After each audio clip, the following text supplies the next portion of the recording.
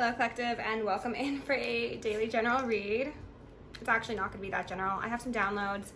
I decided to pull some cards before I came on camera, and there was a pretty common theme throughout all the decks I used. So to just dive straight into it, the message today is going to be about healing and balancing the divine masculine within ourselves as well as externally. So I'm speaking for the feminine collective, but masculine collectives can also watch this as well. I'm just sharing these downloads from like our perspective, okay? So there has been, most likely, divine feminines, a masculine in your life, or perhaps many masculines in your life. This could be like patterns from childhood that influenced how you act in adulthood, leading to unhealthy relational dynamics that have exercised control over you. They've tried to manipulate you. They've tried to silence you. They've tried to exert control and authority from a place of shadow, insecurity, and lower vibration. Okay, we'll just call it what it is.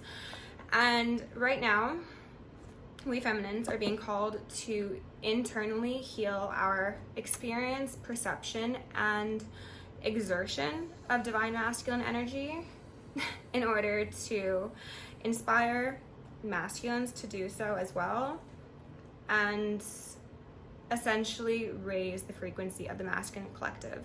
Because at this point in time, it seems as if the divine feminine collective has made like leaps and strides and leaps and bounds. I don't know.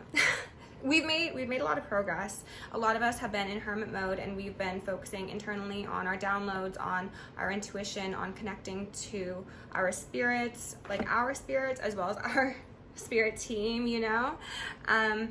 So we're getting a bunch of new gifts online. We're getting more strong in our divine feminine energy, and when that happens, the masculine within us as well as the masculine without us need to follow suit in order to be a balanced individual, in order to be a solidified light body and light being.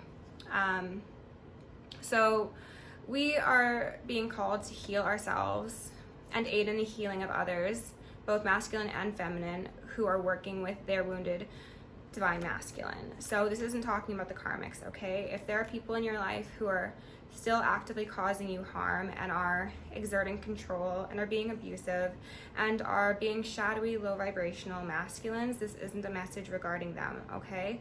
This could be you within your community, you within your workplace, you within your family.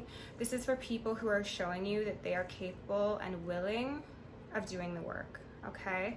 So we should be prioritizing honoring our truths in this moment.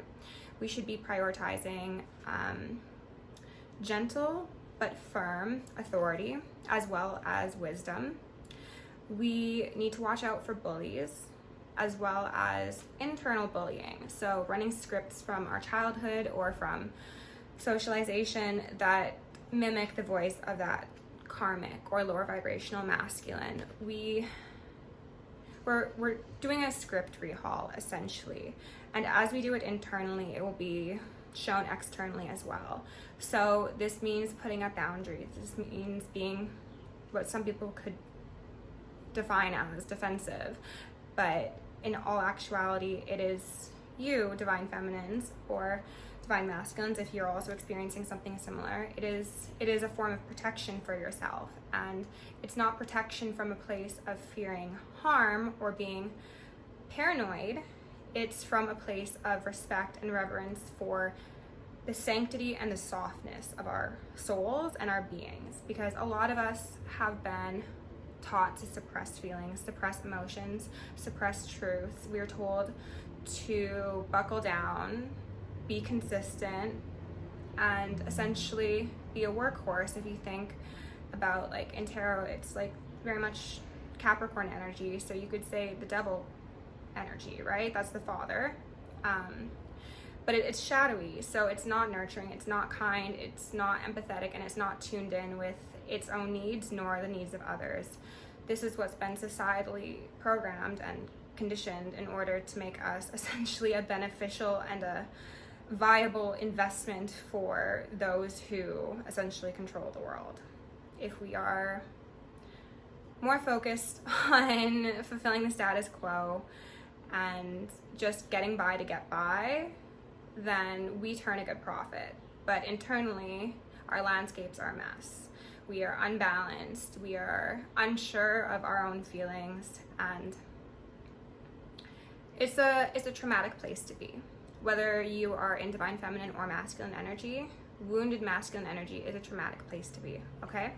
So I'm gonna read a couple notes from the cards that I pulled, and then we'll go in and get some more cards. So we had I praise. Hold on, let me give one of these first. I praise the goddess and the god.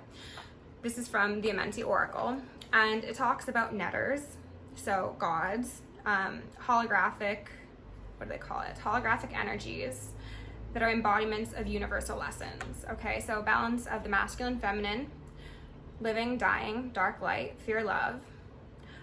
There was a sentence in here that said confidence in justice regarding Ma'at. So for some of you, if this message is going to tie into our previous downloads, you could be waiting for divine justice to play out in regards to an ex-divine masculine in your life. This was somebody that you could have been married to. This is somebody you could have had a family with.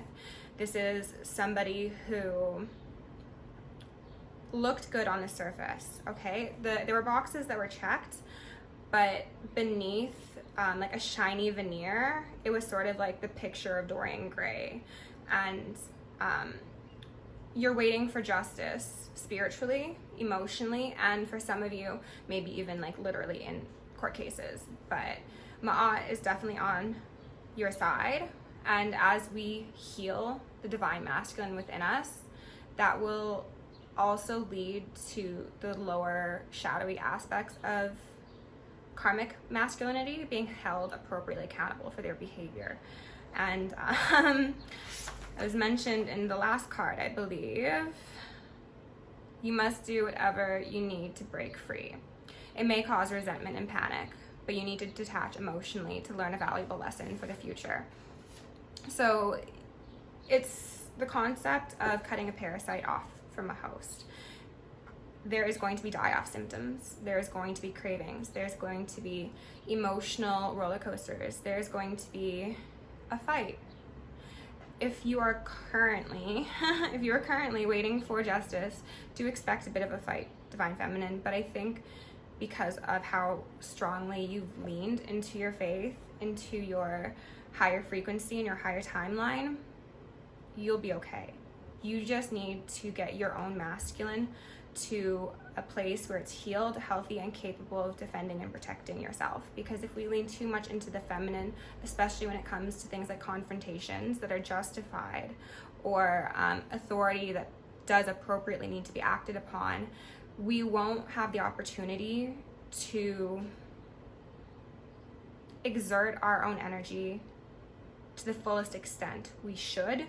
And we are allowed to divinely if we are not balanced in that masculine energy and not comfortable taking the wheel and standing up for ourselves when need be. From the Isis Oracle, we had Healing the Divine Masculine, Osiris Rises come out. So this talks about protection, discernment, learning to hold ourselves and having the inner strength to do so, standing up for our truths, and understanding that karmic masculines operate in an era of manipulation. They act out of fear, and we cannot allow their wounding to in turn wound us, okay? We need to take action when we feel called to as well, and this could be related to the justice that is being served here.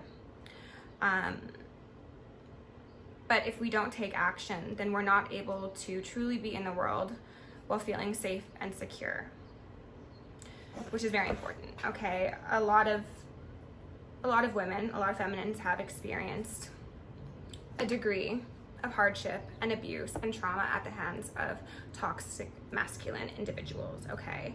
So we need to release violent, aggressive, and controlling parts of ourselves as well as others.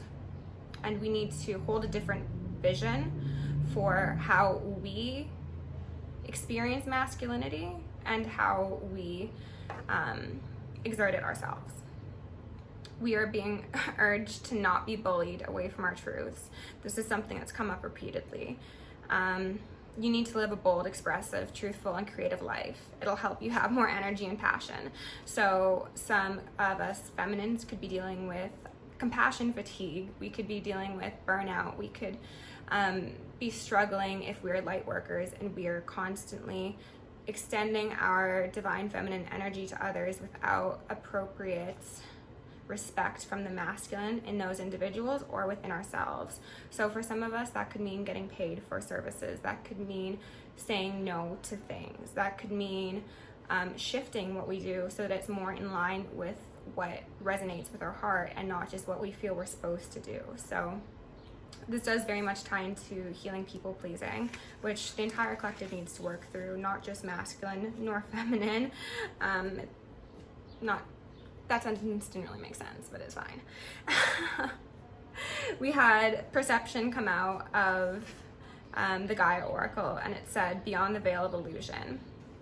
It also says, standing firm in a truth from a place of love and wisdom. Don't be swayed by others' beliefs, opinions, views.